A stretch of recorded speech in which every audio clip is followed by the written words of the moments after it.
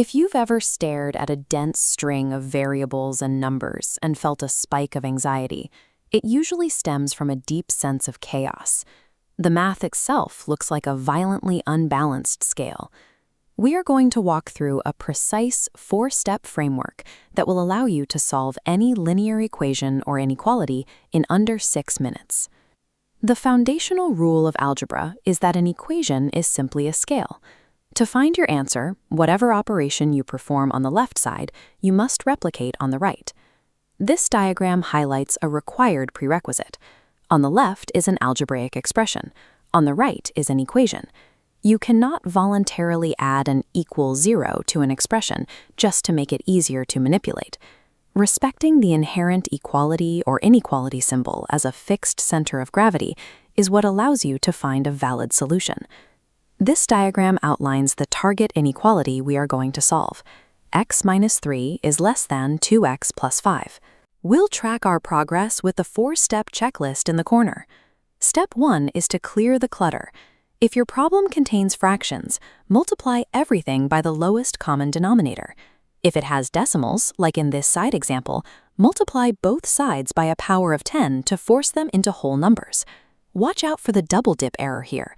If you multiply a factored term to clear a decimal, you only multiply the outside coefficient. You do not touch the terms inside the parentheses. Bringing our focus back to the master inequality, we can see it consists entirely of whole numbers. Because there are no fractions or decimals, step 1 is already complete. Sweeping away complex formatting right at the start reduces cognitive load. It converts an intimidating problem into standard, familiar algebra. This diagram demonstrates step 2, bust the brackets. You execute this by distributing an outside multiplier to every term inside the parentheses.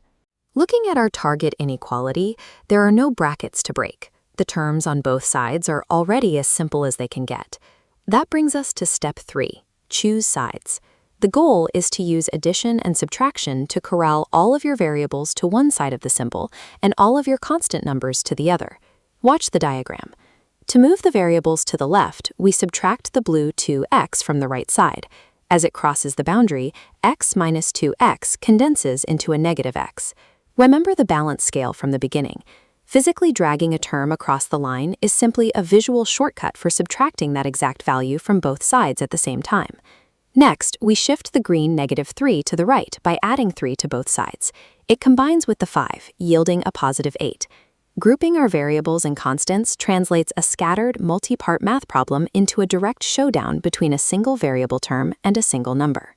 This diagram brings us to step 4, isolate the variable. We currently have negative x is less than 8. True isolation means x must be entirely by itself, so we need to strip away that pulsing negative sign. The mathematical operation required is division. We have to divide both sides by negative 1. Pause right here. Look at the red less than symbol. This is a critical moment where the specific rules of inequalities come into play. Adding or subtracting values leaves an inequality symbol alone. Multiplying or dividing by a positive number leaves it alone. But if you multiply or divide both sides by a negative number, the inequality sign must reverse direction. Let's apply the math first. We divide the negative x by negative 1 to get x, and divide the 8 by negative 1 to get negative 8. Because we divided by a negative, the less than sign flips to become a greater than sign. Our final answer is x is greater than negative 8. This final adjustment ensures the mathematical relationship you started with remains accurate even after the variables have been isolated. We began with a cluttered line of variables and integers. Now we've distilled it down to a single concrete condition. Look at this number line.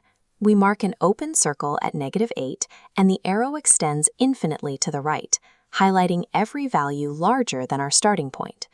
Picking any number along that infinite path and plugging it into the original equation keeps our scale perfectly balanced. Notice that if the initial problem had featured an equal sign instead of an inequality, the first 3 steps would be identical. You just wouldn't rotate the sign at the very end. Screenshot this checklist. Clear the clutter, bust the brackets, choose your sides, and isolate the variable. Following these 4 steps allows you to systematically deconstruct any linear problem you encounter.